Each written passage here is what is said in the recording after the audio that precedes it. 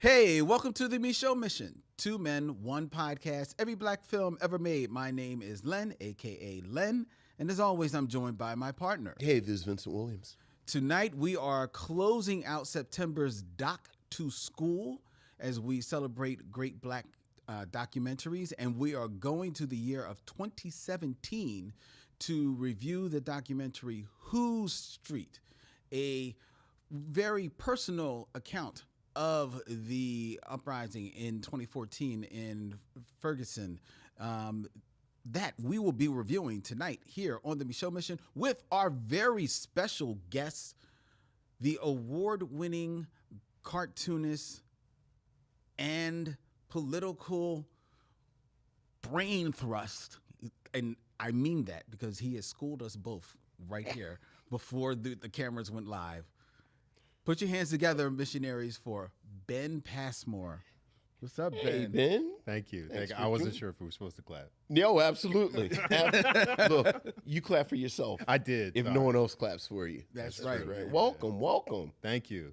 Brain thrust. Brain thrust. Yeah. I wasn't sure what that was. No, pause a little bit on that, if I could say that. Please do. A little bit. I know that's a rough start for me. No. It's cool, man. But welcome. Very excited to have you here, man. Thank you. I'm happy to be here. Most definitely. Ben is here to review Whose Street, but he also is here to promote. He has a new graphic novel that will be hitting the bookstores actually next week. Black Arms to Hold You Up, a graphic history of black militant life and resistance over more than a century.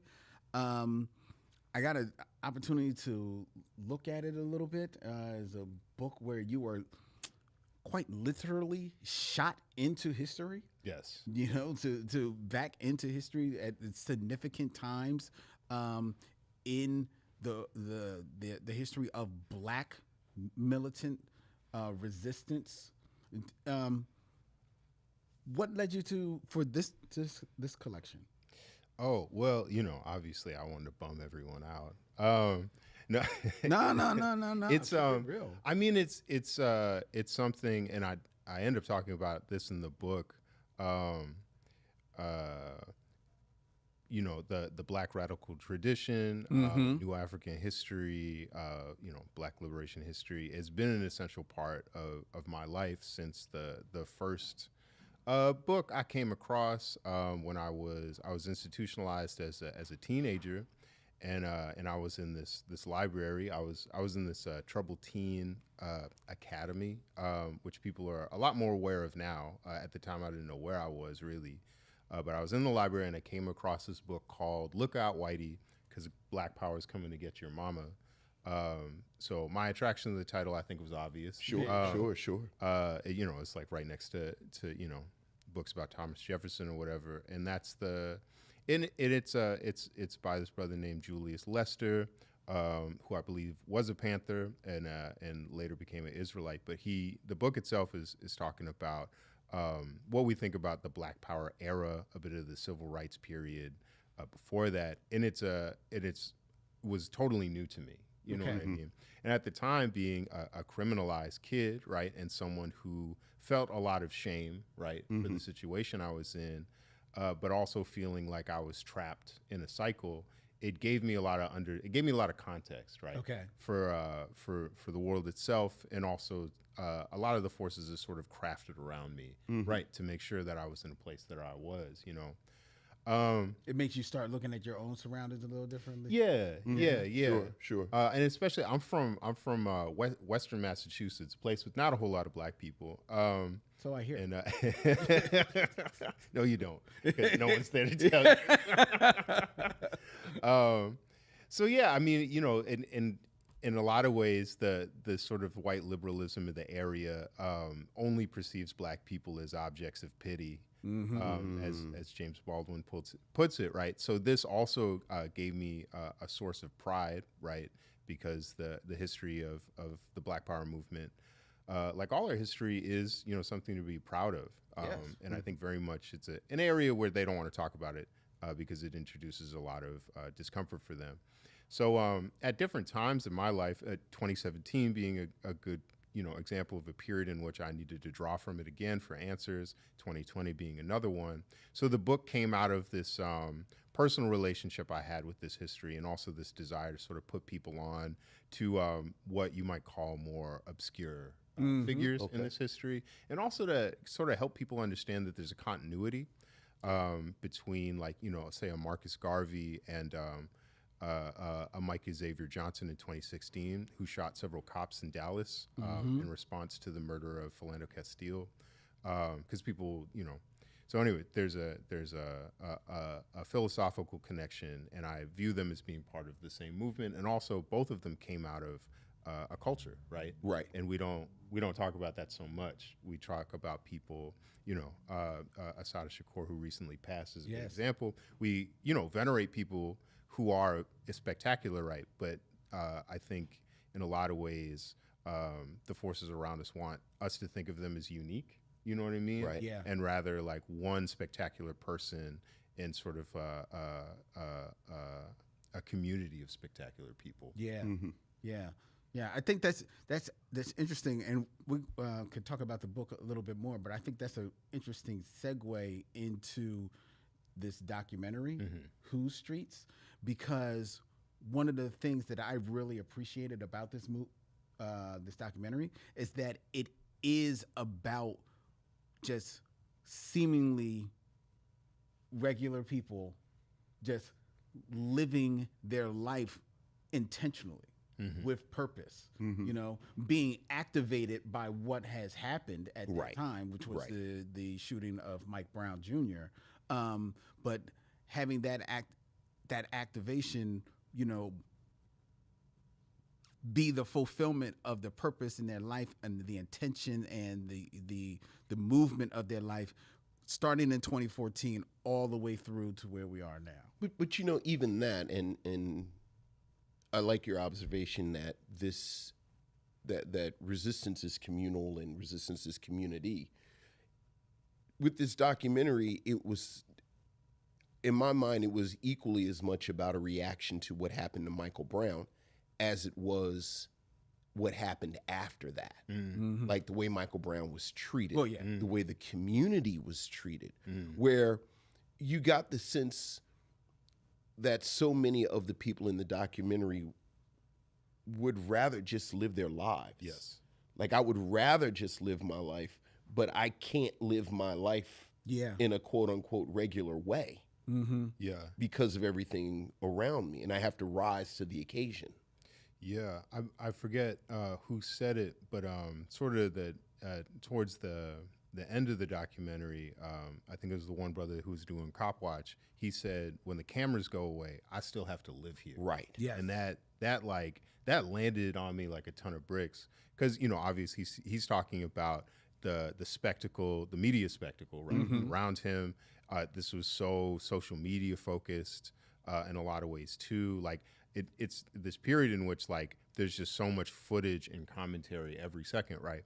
But I also thought it was interesting because in a lot of ways, the way we're living, or what we're seeing in the government now, is, among other things, a reaction to this time period, right?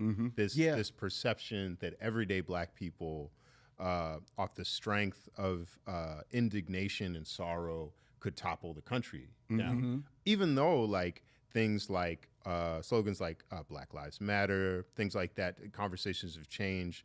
These are really an expression of faith in the country, right? It's like we're not, they are not, these people are not asking for the destruction of America, right? They're asking for an adjustment, equality. But obviously, we can see very much obviously people like Trump see that as a fundamental threat. Right. You know what I mean? Yeah. Yeah, let's just get straight into the review. Whose Street is a 2017 American documentary film about the killing of Michael Brown Jr. and the Ferguson Uprising. It was directed by Sabah Falayan and co-directed by Damon Davis. The they, along with cinematographer Lucas Alvarado Ferrar, began work on this project in 2014 when they traveled to Ferguson during the protests and riots that followed police officer Darren Wilson's killing of Michael Brown.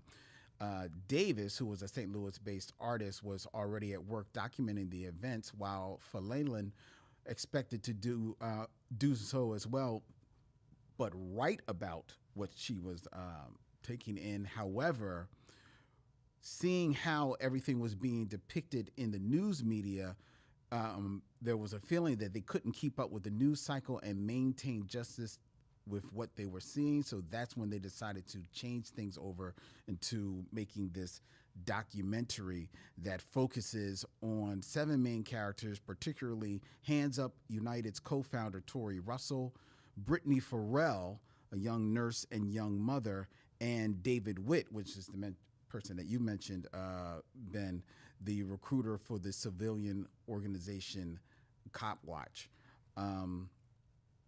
And this was actually a very well received and well regarded documentary when it came out in 2017, and with strong positive reviews. And watching this film is interesting. The person you mentioned, David. Well, even not just David, and as well as the young lady Brittany.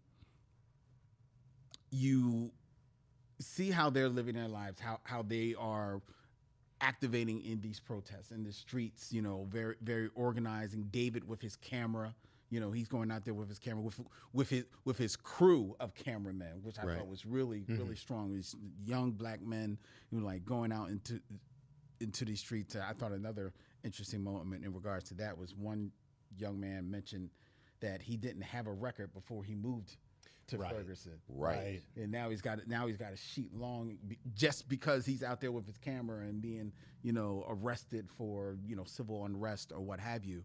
But I thought it was interesting that... Well, that and the policing for profit, which we got to talk about, but go ahead. Right, that's true.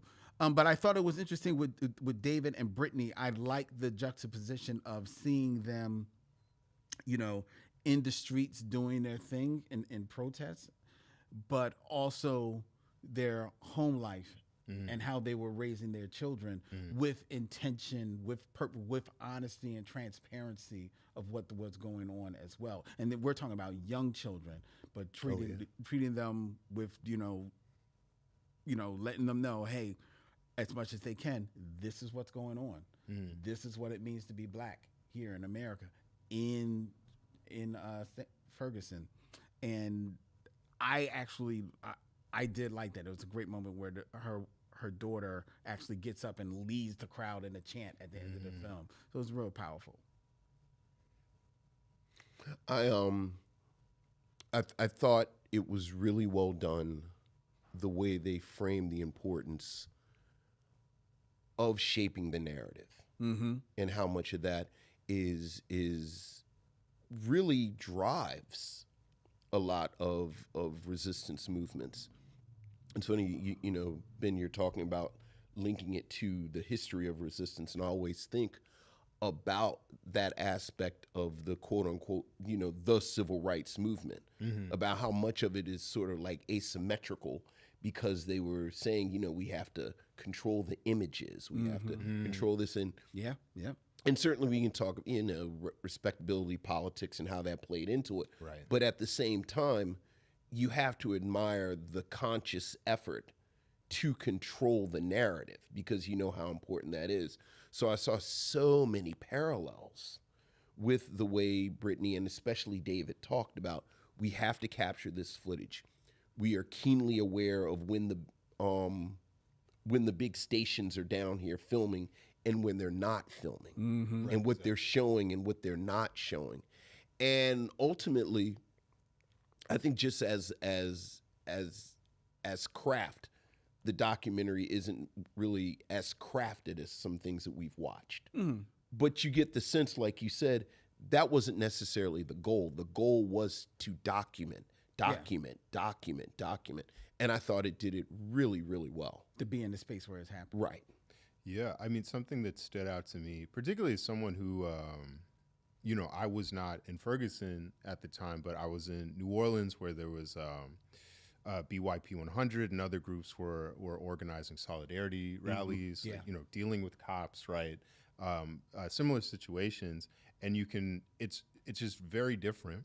And when you're in those spaces, you'll see mainstream media is like, they're down the block, right? You know what I mean? And there may be have a whole bunch of footage of like this one piece of trash is on fire, right? And that kind of footage is very different than the footage that's in this documentary, where you're like, oh, I'm in the crowd that's getting shot at right now, Right. And for a bit of the movie, I wasn't sure how I felt about that, because it can be a bit of in a way, it can over essentialize the street conflict without you necessarily getting a sense of cause and effect. Yeah. Like they did talk about the police starting it. I thought it was one scene that was like very resonating, that I also remember at the time, is the one brother pulling out like all the tear gas and the less lethals and all that stuff.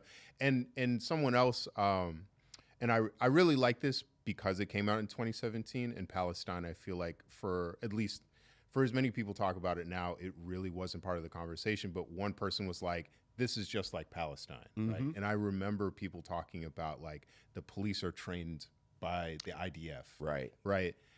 So I really, really liked that, and eventually like came to understand that all of this footage is it's highlighting how violent the police are, and also when you think about, it's also really showing you the consequences of people trying to do something that is actually not very confrontational at all, right? They're trying to march, right? They're trying to videotape. So it really, if you didn't know before, it's very, very risky to do something that is actually very, very simple, right? Right. Very, very basic. That if it certainly, I remember at the time people making a point. It's like, look, there's not just black people out here, there's white people out here. But from the footage and from my memory, it's like it was a black movement, Right. And certainly if it was a white movement, I don't think they would have brought the army down there. Of course You not. know what I mean? Well, we saw that here on January 6th. Right. Yeah, Frankly, I think that's part of the frustration that this administration is having right now. Right. That, so many black people are like, okay, we're going to hang back. Because they want that visual. And as you said, release the hounds when it's black bodies. And so much of it you see as provocation. Like we're trying to push you. Like I love the part where they talk about the quick stop burning down. And one dude says, yeah, but you got to understand, they shepherded us in this parking lot. They again, provocation. Someone reacts, frankly, very humanly, and now the cameras come out. Of Right. course. Exactly. So, Of course. And then that becomes the image that on the major news media, right, that's all you see. Right. It's the burning quick stop. That's the propaganda Right. that's going out there. And you're not seeing anything. You're not seeing, because I thought it was a cool, interesting moment, a powerful moment when the young woman who was out there, and like, yeah, she was out there in the streets like everybody else, but it started to get a little, she was like, I maybe need to leave. Hey, my car's right down there. right, Can I go to my car? No, you've got to go back. Right. Wait a minute. So my car's there. You're the police. If you're saying that you're still here to protect you, I can't just go there and get my car. You want me to go back into where all of this is going on? Like, what sense does that even make? right. Yeah.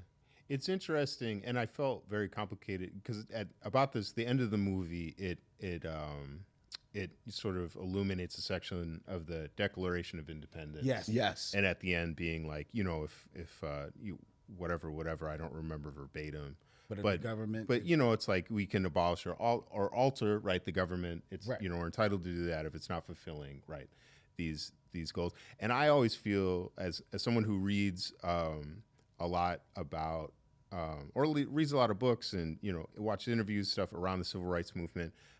Someone I thought about was Robert F. Williams, who is sort of like the grandfather of the Panthers in a lot of ways. He wrote a book called Negroes with Guns.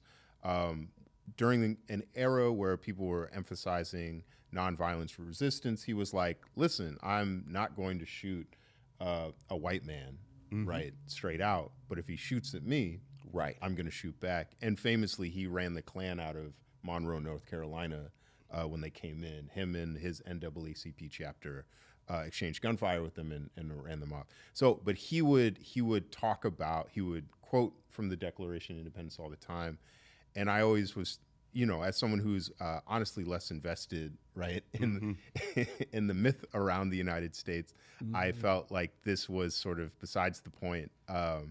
And a little overly patriotic, but it does reveal something that I think goes sort of assumed by, for instance, the white police officer in the documentary, because the thing that is obvious is he wants her to go back into danger because she is black, right, and he's not her police to the degree that it's his job to protect her, right, and she's reminding him, right, and underlining something that we all know, that for the longest time, and I think what we're living in now, I think in a lot of ways is the subtext of white supremacy, just being text, right? Because they're in power, right? But at the time, it's so interesting to think about it now. There was this kind of optimism, even though I think I, like many people, felt very dubious about, Barack Obama and what was possible. But I think I'm remembering this sort of optimism where it was like, if we just state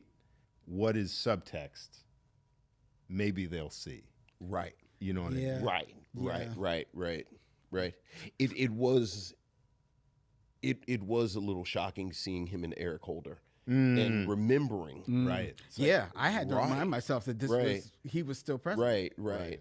And him sort of, the sort of calm demeanor and Eric Holder, and it really was like, wow, how do you reconcile blackness with this? Yeah. At this moment where it's the subtext, but it's still the same kind of result. Yeah, I forget who it was, but very early on in the movie, he was like, "I'm still waiting for a black president." Yeah. The brother man was looking at Barack on television, right. and he's like, because that ain't it. Right, exactly. And hindsight is 20/20, but it really is. It's difficult to sit in this moment and watch something like this. And as you said, there was this optimism, and you think about back, and it's like was it optimism or was it naivete? Well, I think it was legitimately optimism. Yeah.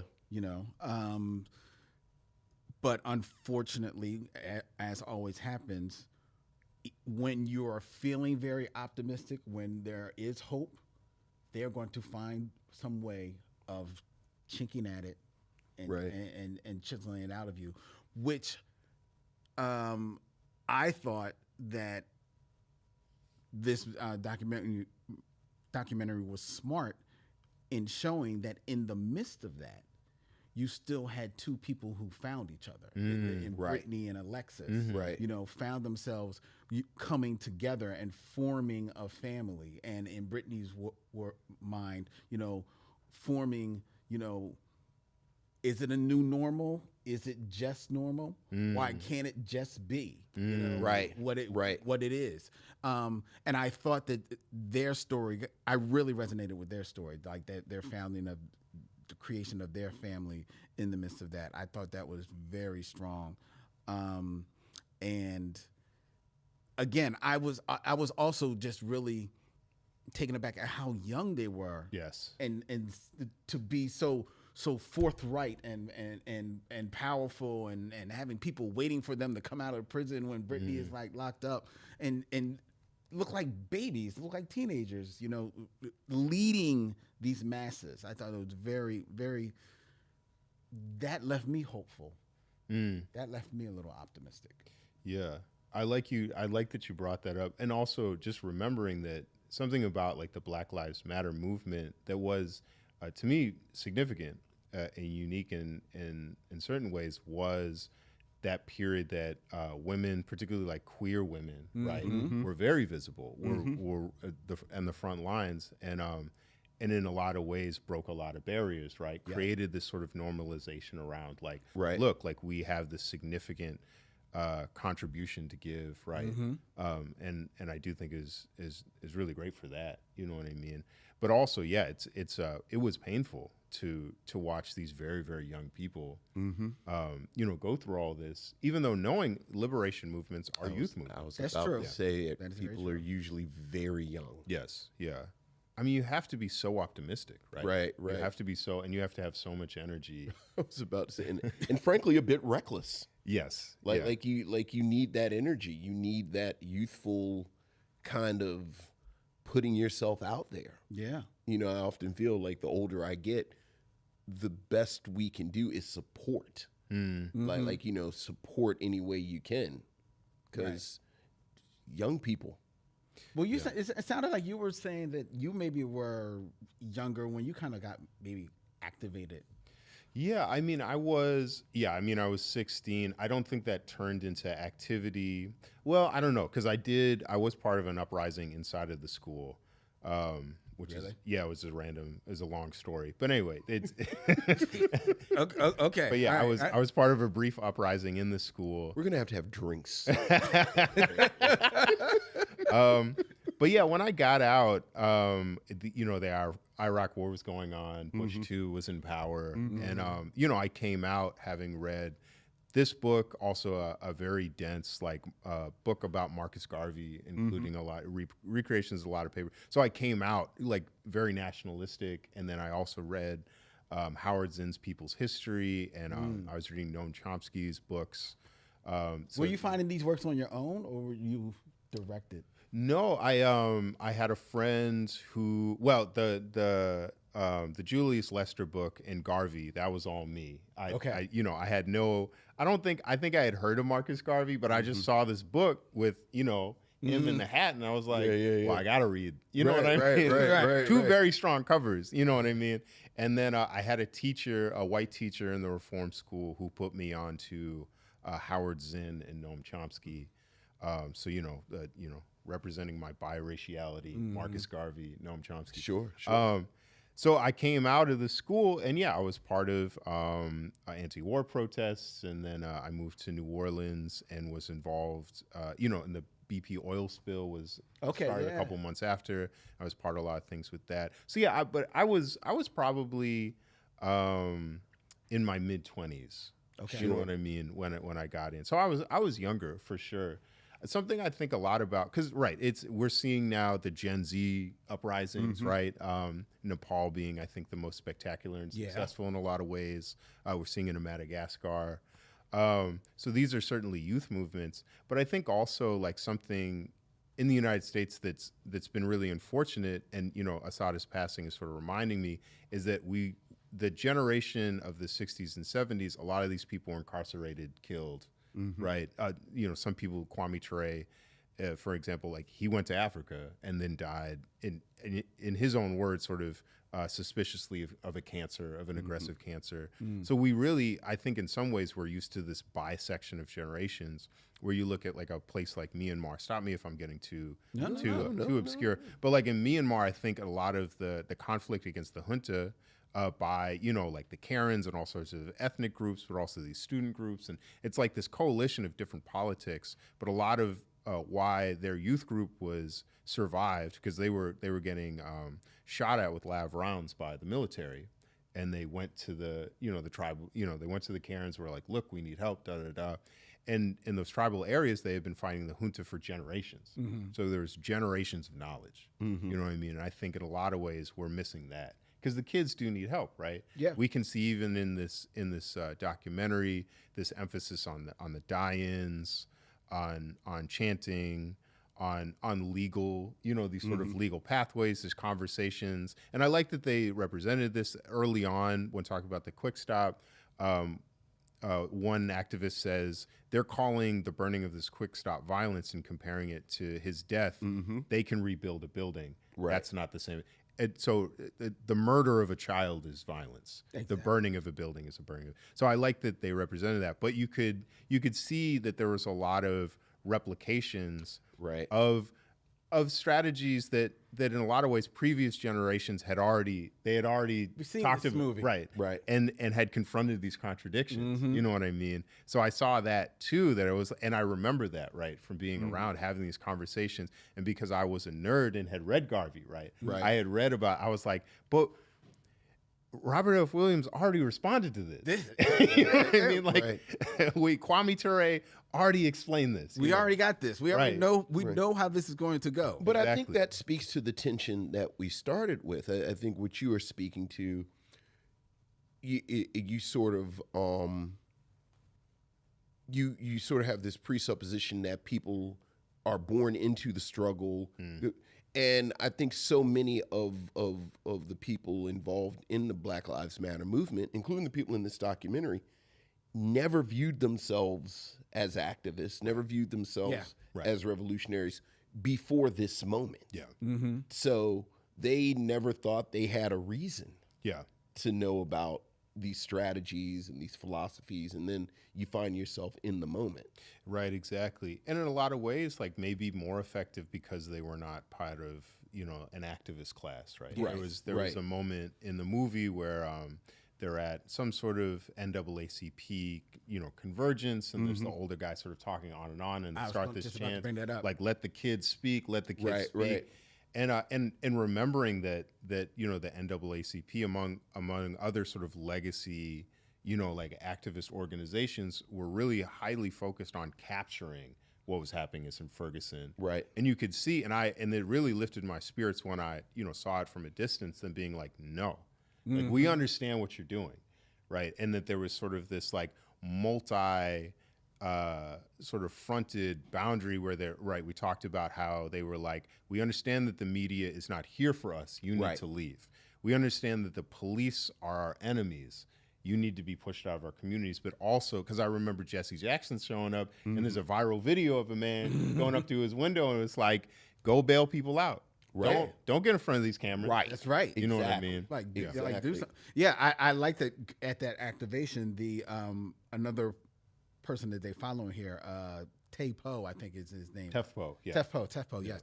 The poet rapper in there, and he gets up there and he is demonstrative and forthright and tell it like it is right there on the stage. Like, hey, you clergy people, y'all weren't out here on these streets with us. We need you. You talk about this, the youth behind this movement, recognizing we need the help. We don't need this. We don't need this pomp and circumstance. Right. We need you out there in the streets with us, either beside us if you want to help organize it or order our steps in a way, be part of that conversation, be part of that movement. Or bail people out.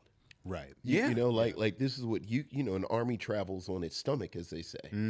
So, buy food, bail people out. Yeah. Write a check. Right. And play your position. Exactly. Right. It's not necessarily the sexy position Right. where you're in front of the camera and you're the grandstanding head of it, but That's where you need Yeah. to be. There's it's later in the movie, but there's like the large march in St. Louis, and there's a moment where I forget the sister's name, but she was like, I'm gonna take a selfie for Twitter. Right. Oh yeah, Being yeah, like, yes. Twitter was so huge at the time. And I remember the Arab Spring, that Facebook was like, it was huge. I mean, like, yeah, social media, but it sort of reminded me of like another contradiction of that time that I think we're still sort of living in this social media hyper focus, right? Right. Where it did become in a lot of ways a competition for footage, Right. you know what I mean? That's true. In a lot of ways, that has been true, right? And in some ways, like the NAACP's shortcoming was just their lack of understanding, sort of twofold. One, that if they're going to show up, they should show up and do what they say that they claim to do, right? And be primarily a logistical support, Right. for liberation movements. But like we've come to see, and now is a good example where there's so many political leaders who, prior to Trump being elected, they were like, we're your political leaders, and you know what I mean? This is a fight for our lives, and now they're silent. You know Right, what I yep, mean? right. Yep. Because like over and over again, right? Like, I'm thinking of Asada, right, who passed in Cuba. Matulu Shakur died, I believe, either this year or last year. On the way here, I drove by the Philadelphia Masjid, where a local revolutionary, Russell Moon Shoatz, he passed, right, I think a couple months after getting out of prison. Yep. You know what I mean? The people who live for the material realities of revolution often don't make it, right? The people who do the oratory, talk about, let me get in the room and sort of talk, like coordinate or whatever. Of course, they're going to live, right? Right.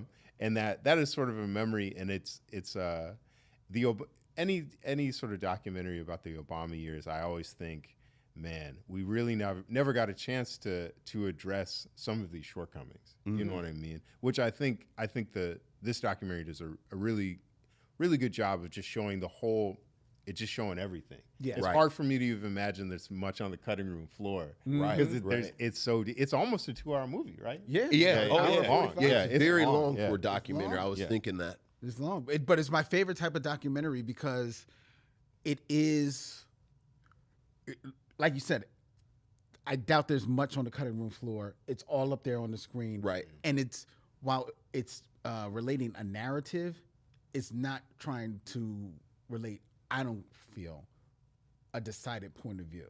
It's putting it up there and you take from it what you will. Right. I like that type of documentary. Having said that, and I mentioned it because I'm very passionate about this. I could see a more expansive project. Oh, yeah, where certainly. they talk about the aspect of the money and the fact that so much of American policing is really just around generating money. They talk very briefly about the ticketing. Yeah. And revenue that ticketing provides. I mentioned it when you said, the brother said he moved to Ferguson and now he has a, 20. This is rap sheet. His rap sheet. Yeah. But all of this is connected to court costs, lawyers, fees, prisons for, like, all of this is interconnected. And you see how, and there was so much conversation at this moment about how this informed all of this in America.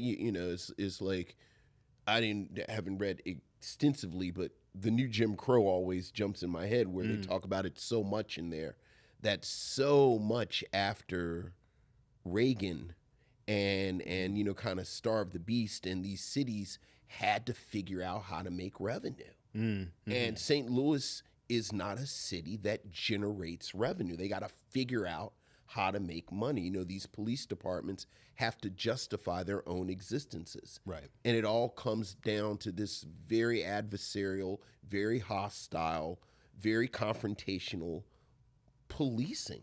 Right. And, it's right there on the screen. Yeah. Yeah, right. At very literally every tank, right? Yeah. Like every piece of body armor. Right. Yeah, it's this irony of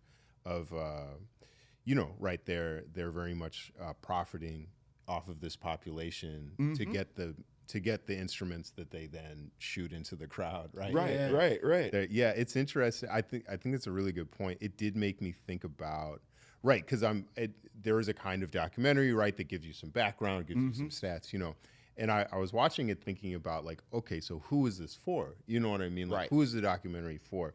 And it's, I think in a lot of ways, almost feels like a scrapbook or a collage or a photo book, right, of this time. It's a moment, time capsule. Right, for someone who already is invested, right? Like, who's already invested this. Like, if you are, because, right, there is going to be plenty of people who sees this, all the street stuff and then blocking off traffic, even the gay marriage, and be like, well, listen, I don't, you know what I mean? Right. And it's not for them, right? It's not trying to convince anyone who isn't already invested in it. And I think there's certainly a strength in that, because I felt very touched by it. You know what I mean? Like I said, I was not in Ferguson for this, but I had spent that same period of time out in solidarity marches.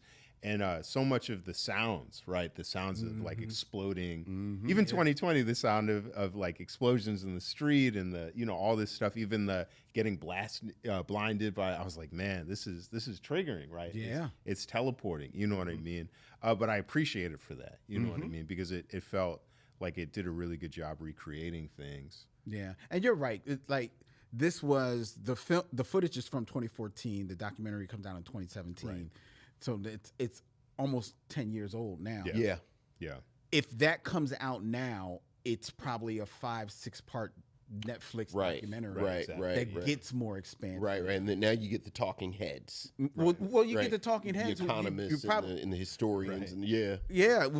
Or you maybe get multiple cameras and you're following your one episode is following more it's just the ticketing. One is following the women in this movement because they're powerful women. Mike Brown's mother is a powerful figure in this documentary as well. So it's interesting. It's just amazing just to think in the space of 5 years this would have looked totally different. Yeah, absolutely. And it's interesting thinking about, now you search Netflix for documentaries and it's all true crime, right? Like that what our conception, like this kind of documentary, like a kind of documentary that assumes like a certain, like the audience trusts the camera. Yeah. Like I think very much that doesn't really exist anymore in the same way. Not at all. You know? Not at all. Documentaries so much more now are truly pieces of propaganda. Yes. I mean, they are have always been propaganda of a sort, but like you said, there's been like this implied trust in documentaries over the years that frankly has kind of withered away. Yeah. You were a loser if you watched documentaries. For in real. College, in college, I lost several dates because I came off like a dude. I'll be like, "Oh, you watched The Corporation? It's what? Is it a TV show? No, it's an interesting documentary in the second CD. There's interviews. I watched all that. You didn't watch it? Hello?" Bad connection. Right. Yeah. In more than one way, right? You know? But that's real talk. Yeah. Now it's a guilty pleasure. It's crazy. Okay. Yeah. Now it's like, let's find a good documentary. Find a good documentary. Exactly. You know? White lady died where? Okay. Right. Yeah. Right. Yep. Amen. I'm curious to just like, okay, well, let's finish off on the documentary. Would you recommend that people see Whose Streets? Yeah, I would absolutely. In fact, I'm gonna send it to a couple people right now. I won't be surprised if they don't watch it. Seeing just really? the runtime, it's definitely it's an investment, right? I think this is a probably like like maybe a selective suggestion, right? Especially because it is more of a collage, right, than something that packages a convincing like platform, Right. Okay. What about you, Vincent? Oh yeah, absolutely. I think we're like it's the most cliche of cliche things to say, but like we're living in this 1984 moment. Where reality isn't reality, and people are telling you yes is no and up is down. So that I think at this moment, documentation is so important because people are rewriting history and saying that what we saw with our own eyes didn't happen. Yeah. And I think just as a resource, this was invaluable. Again, just this capturing of this moment. So I would. Yeah, and I would agree. I'll make it 3 for 3. It is a capturing of a moment, but I do feel it can prove to be a bit of fuel for these times. Because I think that it showed, again, that you can make a difference. You know what I mean? Oh yeah. You know, and it doesn't have to be a big big difference. It could be a small difference in your town, in your moment, because you are still there in your town, like David, like Brittany, like Alexis, like Tori, all of them, and that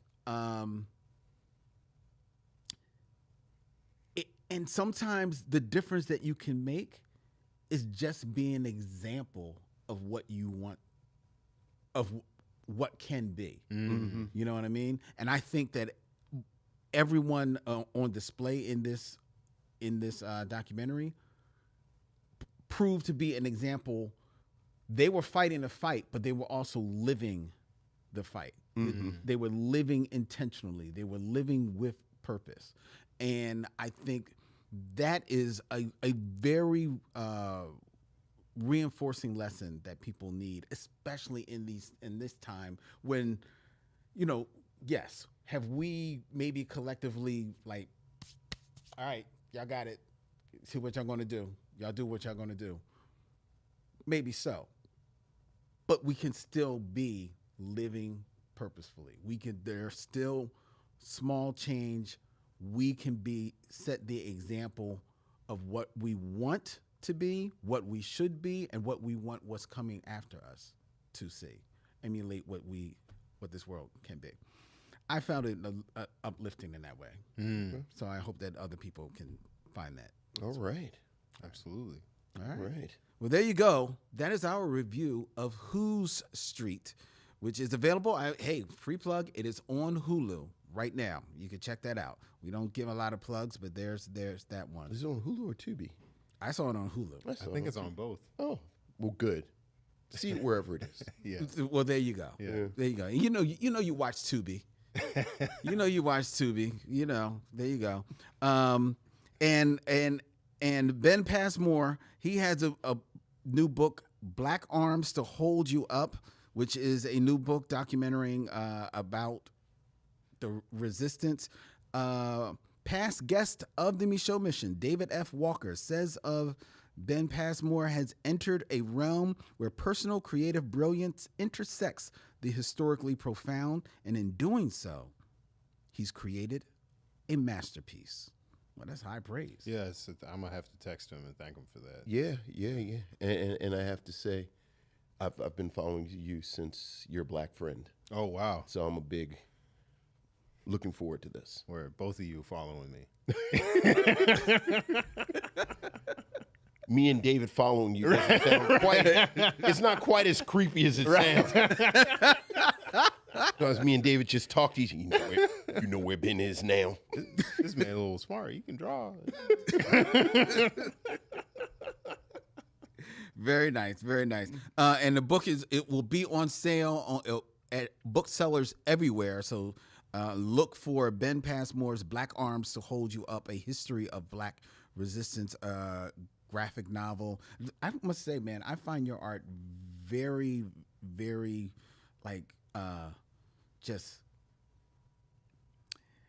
it's very captivating. It's fun. What I like about your art is that it's serious, but it is still very playful in like your character designs. But it's relatable in that way for me, because I'm like, we're both comic book nerds, because I find it unsettling, but I mean that as a compliment. My drawing? Yeah, but I mean that very much as a compliment. Okay, Like, I find Bottom it Feeders was a little almost as almost in like an EC tradition. Oh, okay. Like there's something that kind of really it does. There's some Basil Wolverton. I feel like. I mean, I will say that and again, that is high praise. Oh yeah, because I love that kind of pulpiness and. Yeah, I definitely read a bunch of EC titles. At 42, right? Like the Grimm stuff I was really into. But also one of my inspirations was like Daniel Klaus. So I think it's also Yeah. drawing. Oh yeah. Yeah. Yeah, I see a lot of that. Yup. Yeah, yeah. Yup. Particularly in a bunch of the lettering and the composition so big. For sure. I mean, I did a horror book with Ezra Clayton Daniels. Yeah. Yeah. Bottom feeders. But I also, before that, That's I did what's some like, unsettling. Yeah. it's very gooey. A lot Yes. of gooey stuff. Yeah. Yeah. Thank you, because I don't like body horror. I didn't want to say anything. I was like, wow, Lynn, because what you just said. Look. True story. I went to, you probably know Philadelphia, Malcolm Comics and Coffee House. Went there. The owner's like, you got to read Bottom Feeders. Yeah. All right. Grabbed it. I brought it home. I opened it up. I have not read Bottom Feeders. I have read 3 pages of Bottom Feeders, and I was like, Oh, that's very flattering. It actually goes against what I was going to say that I generally think the way that I draw, since it's more cartoony, I believe makes things like gore a little easier to look at. no. Okay, well, I'm wrong. It's subversive, so it makes it even more unsettling. Oh, interesting. Right, because you're not expecting it. Because you're not Right. expecting. Oh, that exactly. makes sense. Yeah, that makes sense. Yep. Yes. So, yes, I had to be talked into letting you come here. Right. This has been deep comic talk. Right. All right. So that's been our review of Who Street. Now it is time for the Game of Kings, which you have all come here for. Which is also gory and unsettling. 6 Degrees of D'Urville Martin. I'm scared because I'm terrible at this. That's D'Urville Martin. He looks familiar.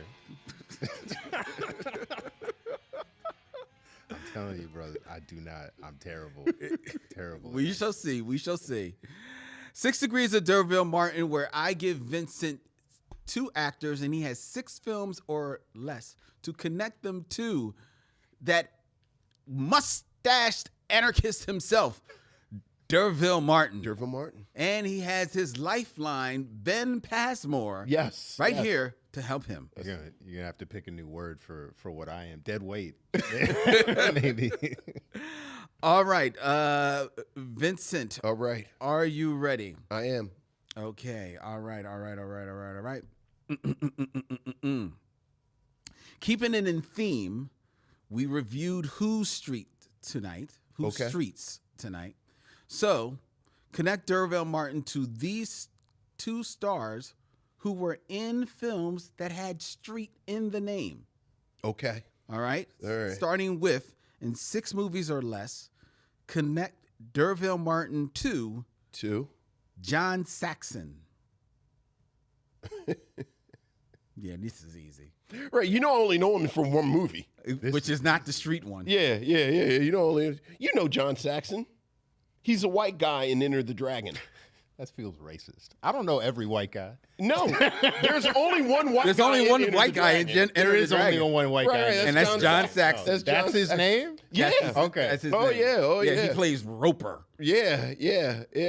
Which I'm sure he's in other movies. I feel like I've seen him in something else. He's been in quite a few films. Another Yeah. one that has street in it. Well, it doesn't matter because I didn't see it. All I know about is he the white dude. You know how cool John Saxon is in Enter the Dragon? Really? Okay. Oh, I think he's very cool. Okay. Like he can't fight a lick. No, like, he it's can't. all aura and just, attitude. The easy way is, of course, to go through Jim Kelly, but you know what? Let's get a little saucy. Okay. Let's get a little saucy. All right. That's the only name I knew.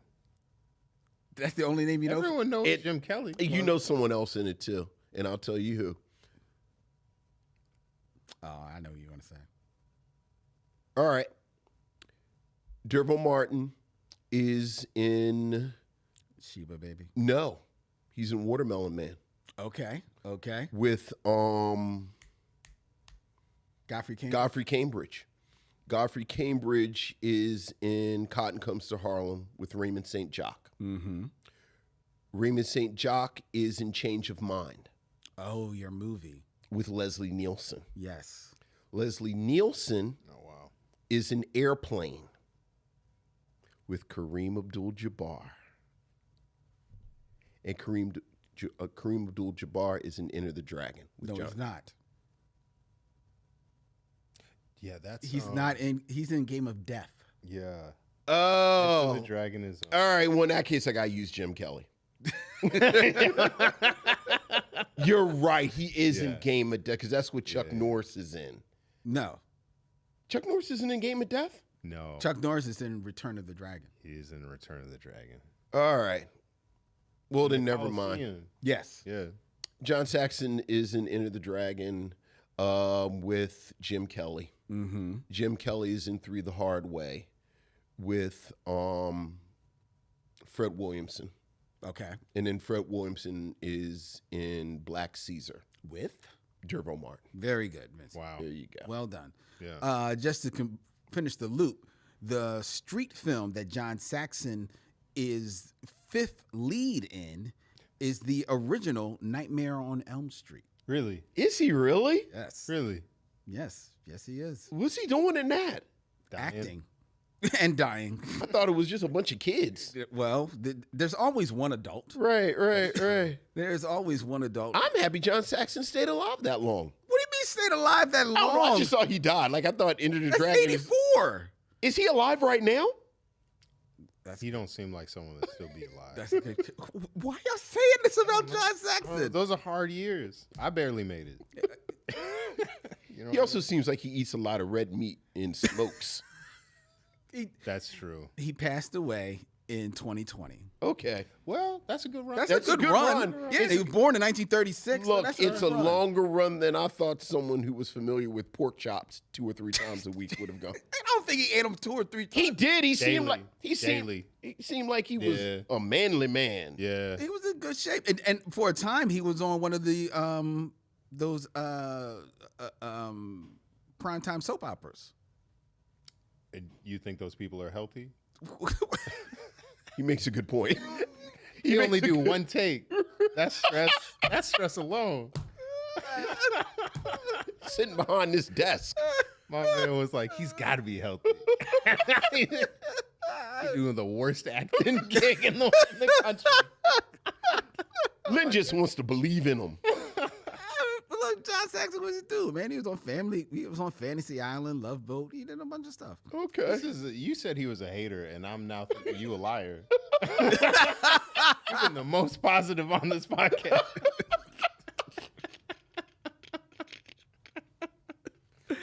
All right. Number 2, Vincent. Number 2.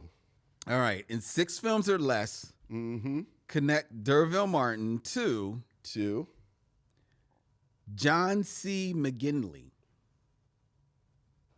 Oh, yeah. You know him. Scrubs guy. Scrubs. Yeah. The old man from Scrubs? The white dude from, Like the older white doctor. He wasn't like old. Yeah, he was like his mentor. Yeah. The dude he's- who talks real animated. Yes. Yeah, okay. Yeah. He's been in a lot of stuff. I don't really can pull him really quick from something. Because I like him. Oh, yeah. Yeah. Like he plays someone who's an asshole, but you still understand him being charming. Mm-hmm. Yeah. Which he is in this role. So I'm gonna try and be fancy again, because this is a target-rich environment. What he's in. He seemed like someone's racist uncle that will beat someone else who's being racist. Yeah, You know what I mean? right. He seemed like that, like, He's very specifically racist. He is. He's one, yeah. But Derville Martin. Let me see how I can get to. What movie are you trying to get them to? I mean, I only really can pull him immediately from Set It Off. He wasn't set it off. Okay. I could be cute and try and use some Tyler Perry.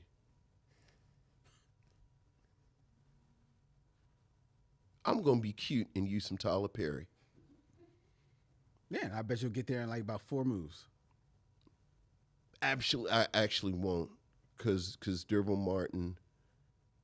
So Derville Martin is in Guess Who's Coming to Dinner with Sidney Poitier. Mm-hmm. Sidney Poitier is in Brother John with Paul Winfield. Paul Winfield is in Sounder with Cicely Tyson. Mm-hmm. Cicely Tyson is in, I believe, Medea's Family Reunion. Yes. With Blair Underwood. Okay. And Blair Underwood is in Set It Off. There you go. With John McKinley, so 5. Wow. 5 moves. But yeah, any of the 4 Set It Off girls gets to him. I may have gotten to him quicker with Tyler Perry with Kim Elise. That's true, because you could have went, what was her? Diary of a Mad Black Woman. Yeah. Because I think Cicely, oh no, that's the same number, because Cicely Tyson is in that too, I think. I don't think is she in that one? Yeah. Remember, because it's weird, because I'm so sorry that you have to. No, this is like watching a magic trick. I can't do this for the life of me. Remember Medea's genealogy is weird the first couple of movies. That's right. So like her really relationship with Cicely Tyson, because I think I feel like in Diary of a Mad Black Woman, Kim Elise's character is like Medea's grandchild, but Cicely Tyson's child. Like, remember it was some weird thing where it's like, is Cicely Tyson Medea's child? Okay. And then by the time you get to Medea's Family Reunion, they kind of start to put it in. And Cicely Tyson is just like an old elder who yelled. Remember, because she yells at the girls in the booty shorts. Yeah, I kind of remember that. All right. Because Jesus wouldn't like booty shorts. I think I know what our next binge lounge is going to be. Medea's genealogy? We need to chart the Medea family tree. Oh. Yeah, I know, because you've already. Did we talk about this on camera when we were talking about Brian? Are you familiar with the Medea films? I am familiar. You know what the most fascinating thing to me is? You know how Tyler Perry plays 3 characters. So he plays Medea, he plays Medea's brother, but then he plays like Brian, which is just him. Right. Brian's whole story, because remember, I'm saying remember as if Ben is sitting around watching Medea moves. Remember in Diary of a Mad Black Woman, Brian's wife was a crackhead. Yeah. And then they got divorced and Jesus saved her from crack. As he does, yeah. And then, but as the movies go on, there's stuff going on with Brian. Like his kids are growing up. She gets remarried to a rich dude. Like there's stuff that happens in the background. Which is endlessly fascinating to me.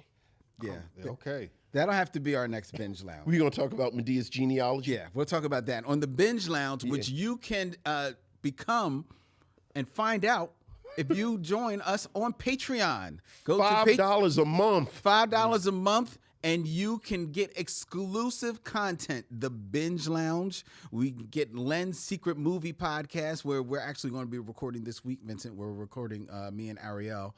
We're reviewing They Live with Roddy Piper and Keith David. Oh, that's good stuff. And you can also check out Serial Killers, where Vincent and I just talk about cartoons and comic books and stuff. We may even kidnap Ben over there and let him geek out with us. That sounds fun. I will know the names of those. I got a better chance of that. So you can join us on patreon.com/Mission. $5 a month, become an exclusive member. All right. That has been 6 Degrees of D'Urville Martin. We got a couple of emails. Ben, you want to hang out for emails? Sure. Yeah, I'd love to. Oh, cool. Where do I got to go? You can go right there.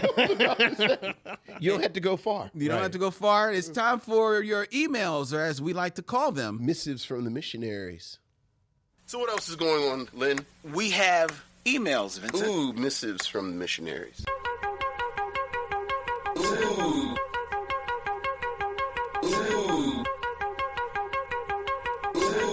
Missives from the missionaries.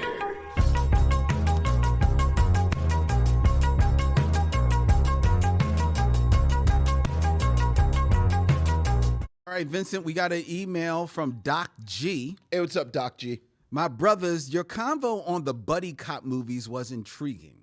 I had not thought about Lethal Weapon in a long time, and you are right. In retrospection, it is kind of dark. I would like to add another buddy movie to the mix. Okay. I saw this at the drive-in when I was a kid. Vincent. Sammy Davis Jr. and Peter Lawford. Oh, there it is. Salt and Pepper. And Salt and Pepper. Salt and Pepper. They were club owners who got thrust into dangerous intrigue It is an early action comedy and probably a breakthrough for that era. Here's to you two, our buddy critics, the good doctor, Doc G. Thank you, Doc G. Thank you, Doc G. And if you search through the archives of the Michaud Mission, we have reviewed Salt and Pepper. We have reviewed Salt and Pepper. We've not talked about the sequel, which the name just slipped my head. Well, allow it to keep on slipping into the future. Yes, Salt and Pepper. Salt and Pepper. It's called Sugar and Cinnamon. That's the no. You only wish it was that cool. Right. Yeah, Salt and Pepper. Yeah, do yourself a favor. Don't watch that film. Sammy Davis Jr. and Peter Lawford. That's all you need to know. The joke is that Sammy Davis Jr. plays Salt. Oh, I see. Okay. And the white dude plays Pepper. Yes. It's a joke they repeat no less than 4 times in the movie. Well, it's that the rule of 4 is well known in comedy. Right.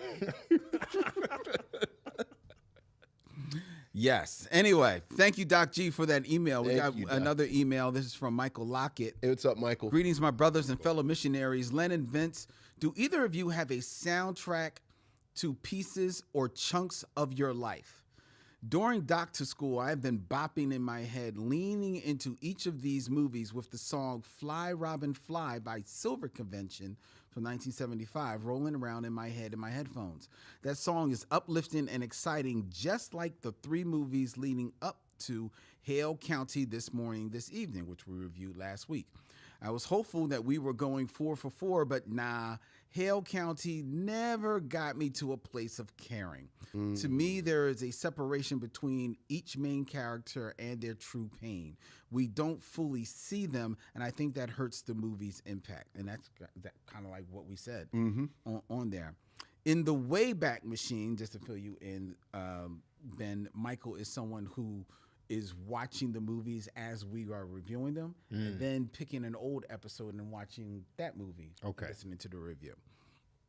That's the Wayback Machine, which dropped him and with us and a guest as we critique The Last Black Man in San Francisco. Oh, I love that movie. Yeah, great film. Michael continues that it's a powerful film, a quiet storm type stuff in my opinion. Not the slow jam love quiet storm, but rather a quiet storm where there is so much power emanating from every crevice of this film. Nuance and power in dialogue, story arcs, setups and payoffs, and twists. It is a magnificent piece of Black American cinema and one I wish I had seen on the big screen. And I do think that is a film that more people should be introduced to. Yeah. Man, I'm glad that I saw that movie before everything with his case come out. Yeah, because it would have been a little distracting. But it's in speaking of soundtracks, that one brother that sang If You're Going to San Francisco, that was just with me for like several weeks after that. I watched that movie. I saw it when I was an ex that I had. They fell asleep while I was watching it. I think it concluded at like midnight, and I took like a whole walk through my neighborhood to just sit with it. It was an incredible movie. You're gonna get me any movie where previously, tough brother breaks down and cries with someone he picked on earlier in the movie. You're gonna get me. Right. So, storytelling. Yeah. That thug tier. Exactly. You know what I mean? That gets me every time. Michael continues. He has a question. Thinking again about Fly, Robin, Fly and it being a soundtrack piece for me during Doc to School, if collaboratively or individually, you had to design a scene in a movie and have Fly, Robin, Fly playing, what would your film be about? And what would be the scene where this song was used? All the best, Michael. Now, are you familiar with the song Fly, Robin, Fly? I know you are. Yeah. Are you familiar with the song? No, I don't think so. Go on, Fly, Robin, fly up to the sky. Wasn't that helpful? It was. Now you know exactly what it is, right? Yeah, I bet that's what it sounds like. That is exactly what it sounds like. In a way.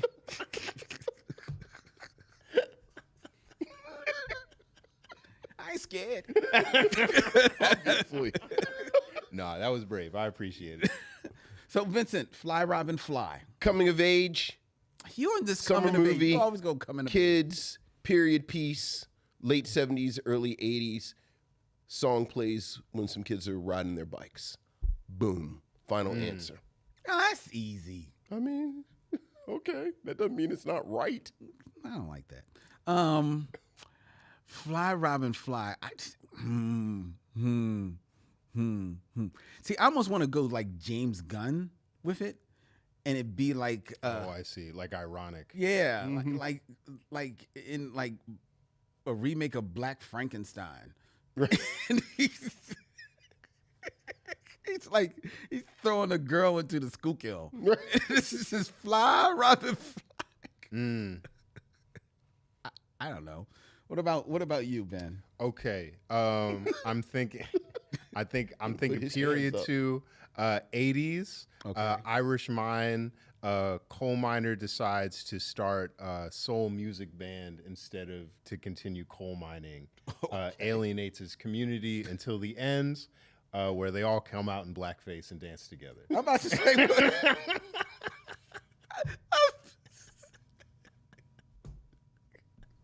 You can see it though. Yeah.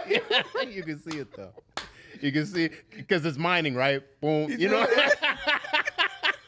Tell you, that was an emotional roller coaster right there. Thank you. Thank you. Oh my God. Thank you. I had to be Oh, quick. my I had to be quick. Okay. I think this could work. Oh, okay. Well, there you go, Michael. There you go. There's your film. You're welcome, Michael. And there's our emails. If you have emails, thoughts that you want to share with us, please feel free to email us at micheauxmission@gmail.com. That's MICHEAUX MISSION@gmail.com. Ben, thank you so much for hanging out with us. Yeah. Thank you for having me. This was a lot of fun. This has been fun, man. If our audience wants to get in touch with you, how can they get in touch with you, Ben? Oh man, never call me. No, I'm on Instagram at you can find me at my name or Dayglow A-Hole, which is a comic series I used to do. DAYGLOHYHOLE. I also have a Patreon, which is just Ben Passmore. Otherwise, look out for my book, Black Arms to Hold You Up, comes out October 7th through Pantheon Publishing. Very grateful for them. Nice. You could get anywhere. You could buy it at your local bookstore or steal it from Barnes & Noble. Well, there you go. They got a no chase policy. Anarchist to the end. We're just gonna have to put The views and opinions of the guests of the Micheaux Mission. we're gonna have to put a black dot on his face on YouTube. This guy, I ran out of a court case. Just steal the book. I haven't been sued in a while, so I'm feeling froggy. I'm feeling You put that on a card. I haven't been sued in a while. In a while. Right. That's the pull quote on the book. Right, he's just holding the book. I haven't been sued in a while. I've been sued in a while. All right. You can find us on micheauxmission.com. 2 Men, 1 podcast. Every black film ever made. Oh, I got to tell you what we're going to be reviewing next week. But first, you can find us on Patreon, patreon.com @micheauxmission.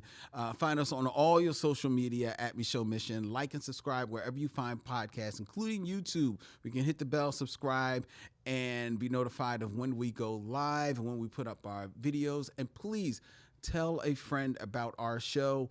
Leave us a 5-star rating and review if you can. The Micheaux Mission streams live every Tuesday night from Young Junk, Philadelphia's premier video podcast palace. If you want to book yourself in one of the lovely studios that they have here at Young Junk, go to youngjunk.com and book yourself right now. Make it so. And the Micheaux Mission is also a proud member of the Believe Podcast Network. Every sport, every topic, everywhere. Go to believe.com, BLEAV.com. Next week, here on the Micheaux Mission, we are stepping into Bootober. Yes, sir. where we get real spooky and thrilling with it. And we have a very interesting film that we are going to kick off Bootober with. It is Test Pattern from 2013. A very interesting film about black women and a white guy. Test Pattern next week here on The Michelle Mission. Until then, he's Vincent. That's Ben. I'm Len. And in parting, we say, We'll see you when it's time to meet again. Goodbye.